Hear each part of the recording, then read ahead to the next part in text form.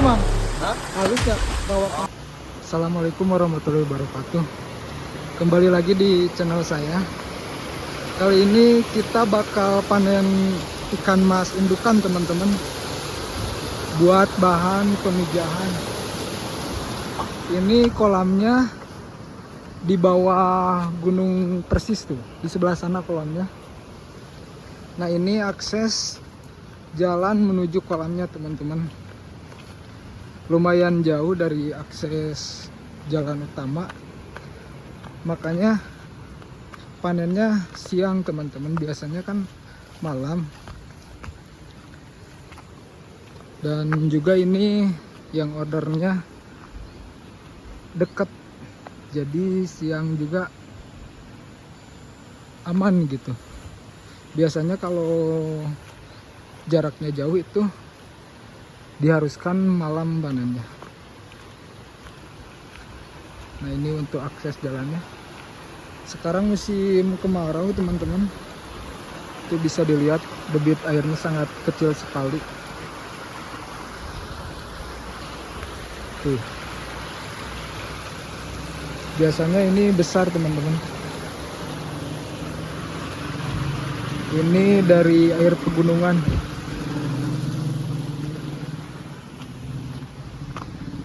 Sedikit cerita ya teman-teman.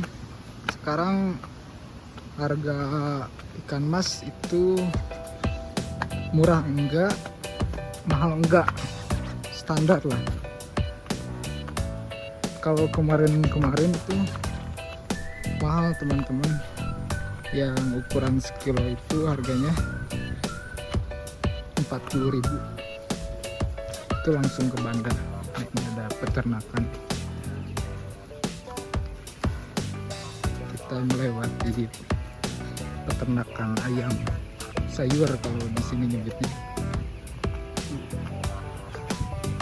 Insya Allah.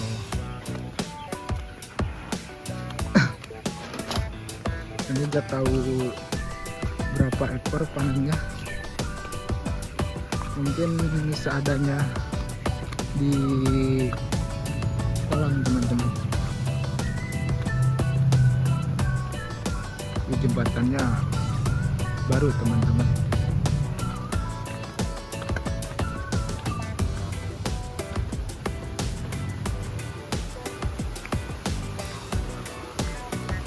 Tuh bisa dilihat.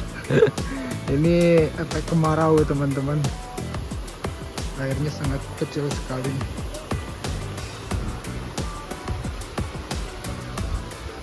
Ini dulunya jembatan bambu. Jadi kalau aliran sungai lagi meluap itu jembatannya bisa hanyut teman-teman. Jadi makanya ini lebih safety di beton untuk jarak panjang juga ya. Ini persis di bawah gunung sekali nih teman-teman.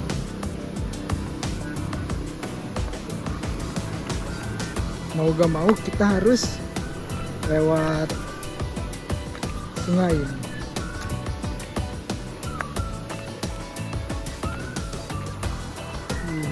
Airnya sangat jernih sekali teman-teman. Kunci kolam air deras ya di air. Selain di air, di pakan juga. Kalau dua nala itu udah maksimal, berarti tinggal genetik ikannya yang harus bagus. Ini tinggal nunggu kering teman-teman jembatan ini.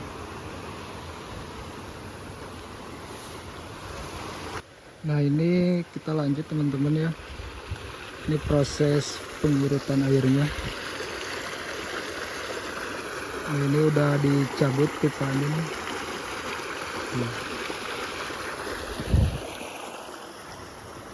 Ini ada ikan nila hitam ukuran pasar nih, sekilo 5-6 nih.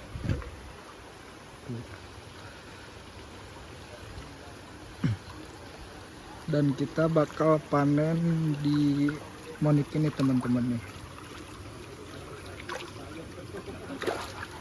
Ini padat sekali teman-teman, dicampurin sama ikan mas ukuran kecil nih.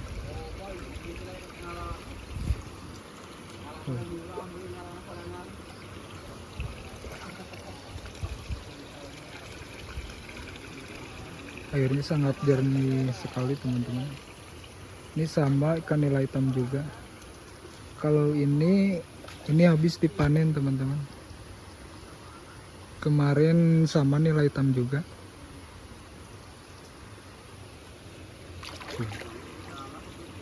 Nanti kita lanjut lagi ya pas proses panennya.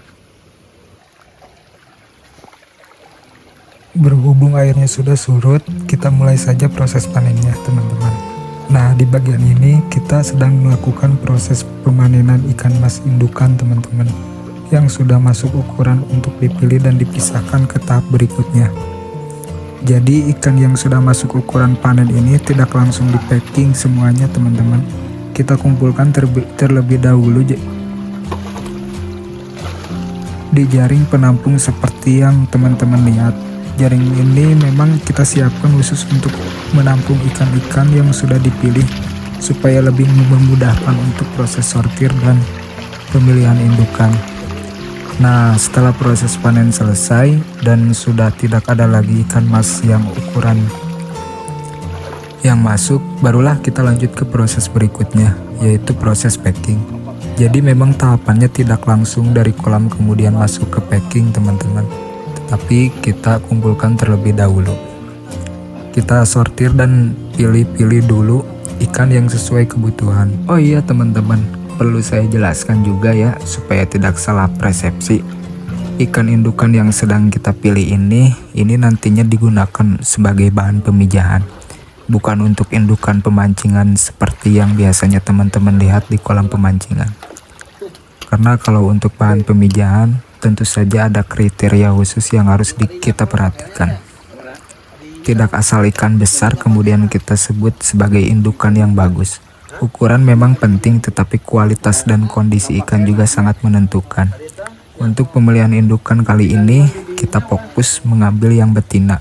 Nah, salah satu hal yang biasa kita perhatikan adalah kondisi bagian perutnya teman-teman.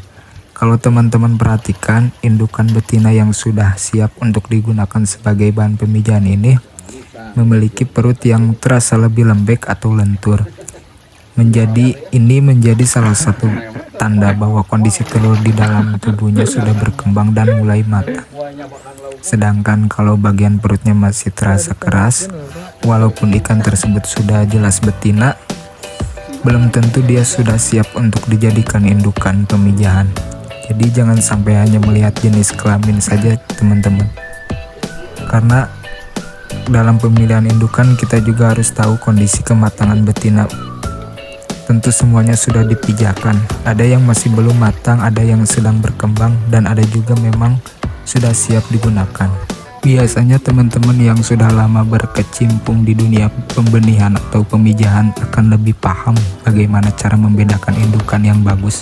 Mulai dari melihat bentuk tubuh, kondisi perut, tingkat kematangan, kesehatan ikan, sampai bagaimana kita melihat kondisi ikan. Dan yang menarik, masing-masing ternyata ada ahlinya teman-teman. Ada orang yang ahli dalam memilih indukan untuk kebutuhan pemijahan, ada juga yang ahli dalam memilih indukan kebutuhan untuk pemancingan. Nah, ini tentu saja berbeda teman-teman. Kalau untuk pemancingan, mungkin kita mencari ikan dengan ukuran tertentu, kondisi badan yang bagus, kuat dan sehat, dan memiliki karakter yang sesuai dengan kebutuhan kolam pemancingan. Tapi kalau bahan pemijahan kriteria tentu berbeda. Kita lebih fokus kepada kondisi reproduksi ikan, terutama bagian memilih indukan betina yang sudah matang dan layak untuk digunakan. Jadi buat teman-teman jangan sampai menyamakan induk